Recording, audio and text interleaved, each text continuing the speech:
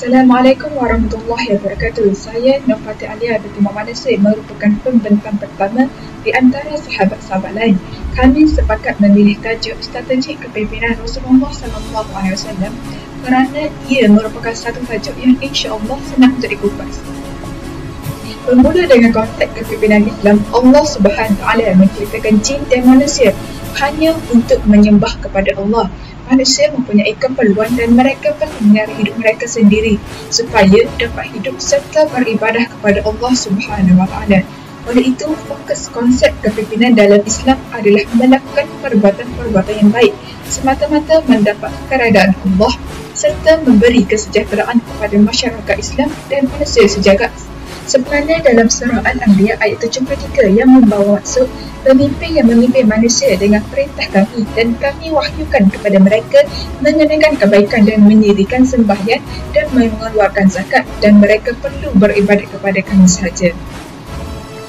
Kepimpinan dalam Islam adalah pemusatan kepada kepribadian pemimpin Islam dan Nabi Muhammad SAW adalah contoh pemimpin Islam yang mana baginda selami daiyah dalam memimpin orang lain ke jalan yang lurus. Ia juga merupakan proses yang mempengaruhi pengikut-pengikut untuk mengubah cara hidup mereka menggunakan tindakan afirmatif untuk mendapatkan kehidupan yang lebih baik. Walaupun seseorang dianggap sebagai pemimpin, mereka tak perlu tunduk pada sifat-sifat mahmudah seperti yang disyaratkan oleh setiap Muslim. Antaranya adalah amanah, keikhlasan, kejujuran, ketekunan dan banyak lagi. Dengan itu, pemimpin tersebut harus meninggalkan sifat-sifat mazmumah agar dapat menjadi pemimpin seperti yang diajar oleh baginda Rasulullah SAW. Seterusnya, prinsip-prinsip perendahan Islam. Terdapat 4 yang ditekankan di sini, antaranya seseorang yang dapat memberi panduan dan mempengaruhi orang lain untuk mencapai objektif ke arah keredaan Allah Subhanahu Wa Taala. Umat Islam percaya bahawa Islam adalah agama yang lengkap dan Allah Subhanahu Wa Taala adalah yang paling sempurna. Di dalam Al-Quran, Allah Subhanahu Wa Taala berfirman bahawa pada hari ini aku telah sempurnakan bagi kamu agama kamu dan aku telah cukupkan nikmatku kepada kamu dan aku telah redha kamu memilih agamaku sebagai agama kamu. Surah Al-Ma'idah ayat 3.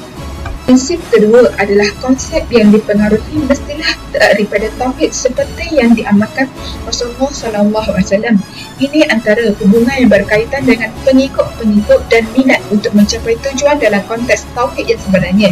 Para pemimpin mesti ada perbezaan antara pengikut-pengikutnya. Perbezaan ini boleh dilihat melalui pengetahuan yang lebih mendalam, komitmen mereka kepada prinsip-prinsip Islam dan memiliki nilai-nilai moral yang unggul. Terdapat sesetengah pemimpin, ia menekankan bahawa prinsip-prinsip Islam memerlukan penguatkuasaan syariah dengan menggunakan sosiopolitik. Seterusnya adalah pemimpin serta pengikut. Kedua-duanya memahami tujuan dan bersetuju untuk berusaha bagi mencapai matlamat yang telah ditentukan. Oleh hal yang demikian, kepimpinan dalam Islam adalah digambarkan sebagai satu ibadah. Akhir sekali, dasar kepimpinan Islam wujud dalam sumber utama seperti Al-Quran dan sumber kedua seperti Sunnah yang dilihat penting bagi keperluan syariah kepada umat Islam. Al-Quran dan Sunnah memberi panduan yang komprehensif kepada umat Islam dari aspek sosial, moral, politik, pentadbiran, ekonomi, sibil agama dan etika untuk membimbing pemimpin-pemimpin Islam dalam menjalankan sesebuah operasi dengan cekap dan berkesan. Peranan Rasulullah SAW sebagai pemimpin. Rasulullah adalah pemimpin agung umat Islam. Baginda merupakan pemimpin pertama yang menegakkan negara Islam di Madinah. Antara tugas dan tanggungjawab yang dilakukan baginda bagi memantapkan kepimpinannya ialah: pertama, membina masjid; kedua, mengukuhkan persaudaraan; ketiga, mempersaudarakan antara muhajirin dan ansar; keempat, membuat perjanjian dengan orang bukan Islam; kelima, membentuk dasar; keenam, meletakkan sistem masyarakat; ketujuh, menubuhkan struktur pemerintahan; ke-8, menubuhkan institusi percukaian; ke-9, mengembangkan Islam; ke-10, menunjukkan contoh dan teladan yang baik. Strategi kepimpinan Rasulullah SAW. Rasulullah SAW memberikan motivasi kepada kaum Quraisy agar dapat memimpin dunia jika mahu mengucapkan dan mengamalkan La ilaha illallah. Kedua, hijrah ke Habasyah. Ketiga, persaudaraan. Rasulullah SAW mengadakan sistem persaudaraan antara sahabat muhajirin sebelum berhijrah ke Mekah Keempat, meminta bantuan dari kabilah. Kelima, Rasulullah berhijrah setelah Allah mengizinkan Rasulullah. Kepimpinan di era Rasulullah SAW menerima wahyu dari Allah Subhanahu Wa Taala. Wilayah diperoleh dengan mencari lokasi yang sesuai. Usaha Nabi bertemu dengan orang Hadramaut dan Yaman pada musim haji tidak membuahkan hasil. Perlembagaan bertulis pertama di dunia tercipta, iaitu Perlembagaan Madinah. Kekuatan Rasulullah SAW sebagai ketua negara. Assalamualaikum warahmatullahi wabarakatuh. Nama saya Rajah binti Hairul Anwar, nombor matrik 059677. Baiklah, hari ini saya akan menerangkan tentang Hizbah. Okay, dalam keadaan yang serba maju dan moden ini, manusia terlalu puas dengan sifat kemanusiaannya.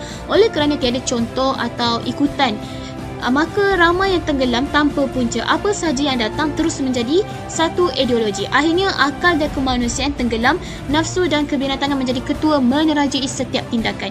Jatuh bangunnya manusia berpunca dari agama. Bagus agama, maka baguslah kemanusiaannya. Nabi Muhammad SAW telah merintis jalan ke arah budaya beragama. Baginda adalah contoh yang terbaik untuk diikuti dalam setiap kehidupan. Baginda dilahirkan sebagai rahmat untuk seluruh alam. Dalam zaman kegawatan akhlak ini, pendidikan perlu kembali berteraskan kepimpinan baginda yang mempelopori uswah dan qudwah hasanah, iaitu ikutan terbaik. Sistem hizbah yang sudah ada sejak zaman Rasulullah SAW telah menjadi pendorong bagi manusia untuk melakukannya dengan rela hati. Sistem ini menjadi penting dalam konteks kewangan Islam sejak zaman Rasulullah SAW serta para sahabat dan khulafa ar-rasyidin. Umar Al-Khattab telah meletakkan sistem ini sebagai sistem utama. Baiklah, saya terus kepada slide yang telah saya sediakan. Konsep hizbah dari segi bahasa asalnya daripada bahasa Arab, iaitu hasabah, yang bermaksud menghitung, mengira, menilai dan menimbang. Hizbah juga membawa 4 maksud, iaitu memohon balasan kebaikan daripada Allah Subhanahu Wa Taala, mengingkari sesuatu perkara yang buruk, menguji dan menganalisis, dan mengurus dengan baik atau menghitung dan mengira sesuatu.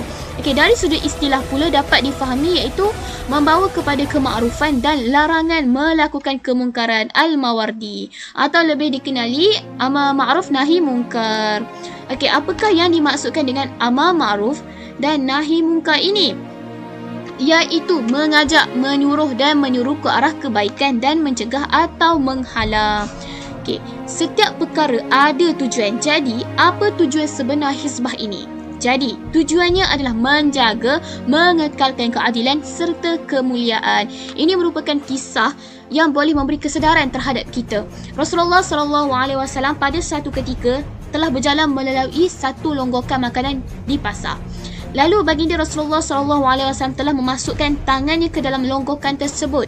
Jari baginda SAW tersentuh sesuatu yang basah. Lantas Rasulullah SAW bertanya kepada penjual itu, apakah semua ini? Jawab penjual itu, makanan ini terkena hujan. Nabi Muhammad SAW bersabda, kenapa engkau tidak meletakkannya di atas supaya dapat dilihat oleh orang ramai? Baginda SAW menyambung lagi, sesiapa yang menipu maka dia bukan dari kalangan kami. Abu Hurairah radhiyallahu anhu, At-Tirmizi 1980. Baiklah, kesimpulannya adalah Islam menekankan untuk menjaga perilaku daripada sifat mazmumah, dan amar ma'ruf nahi munkar perlulah dijadikan moto dalam kehidupan seseorang untuk meraih keredaan Allah Subhanahu Wa Taala. Kita tidak perlu risau untuk meninggalkan perkara yang buruk yang tidak mendatangkan sebarang faedah, manfaat dalam setiap tingkah laku, sama ada dalam pekerjaan, perniagaan dan lain-lain.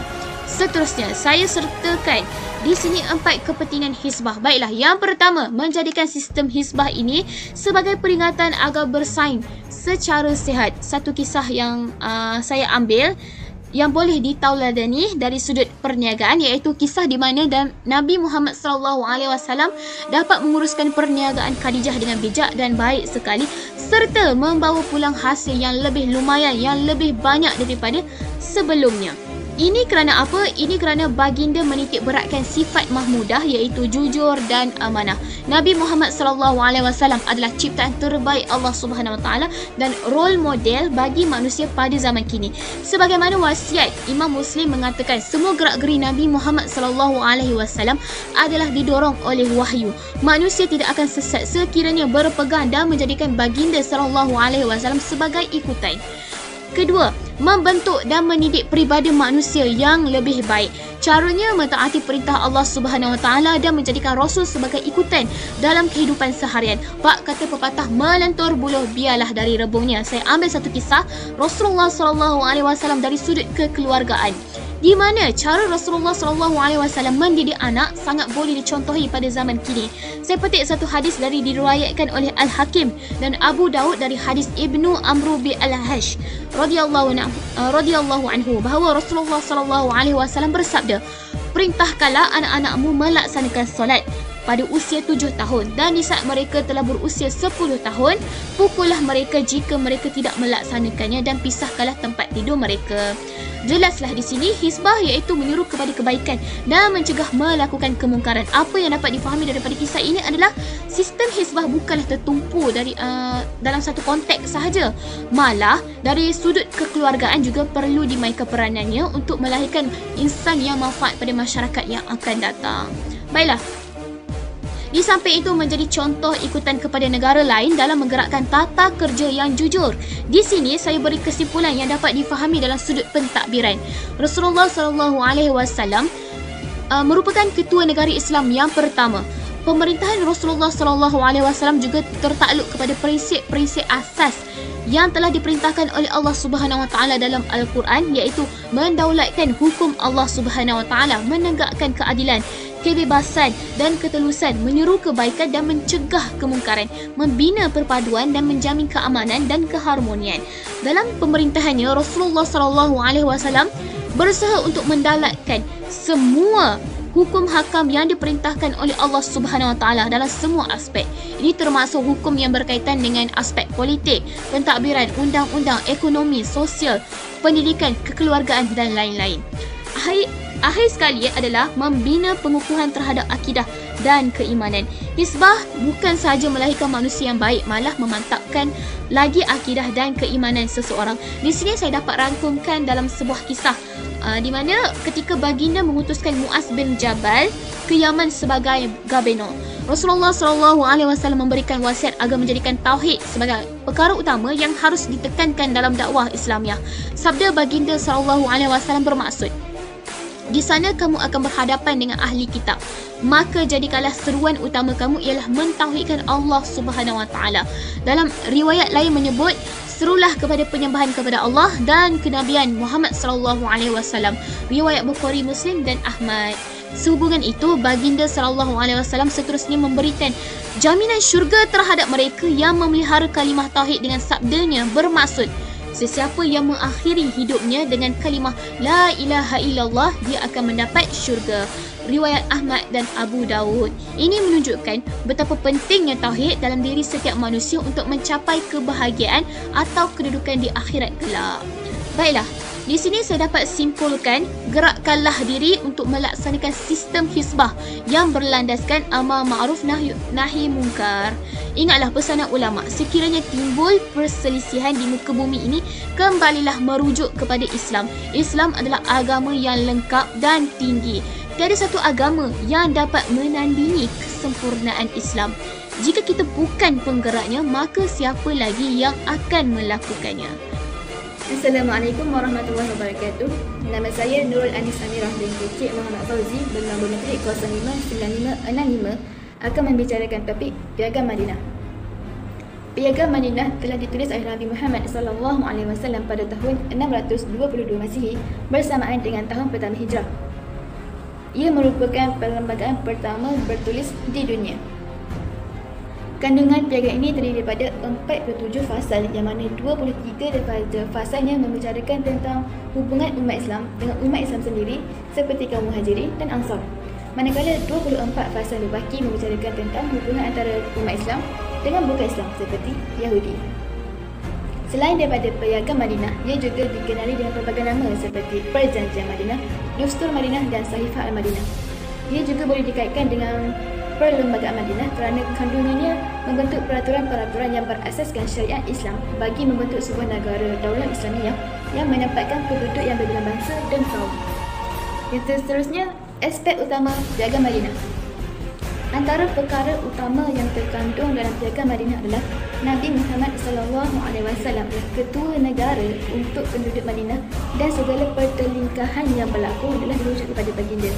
Yang seterusnya, semua penduduk Madinah ditegah bermusuh atau menahan hasad dengki sesama sendiri. Sebaliknya, mereka adalah bersatu padu dalam satu bangsa, iaitu bangsa Madinah. Selain itu, semua penduduk Madinah diberi kebebasan untuk mengamalkan adat istiadat upacara keagamaan masing-masing.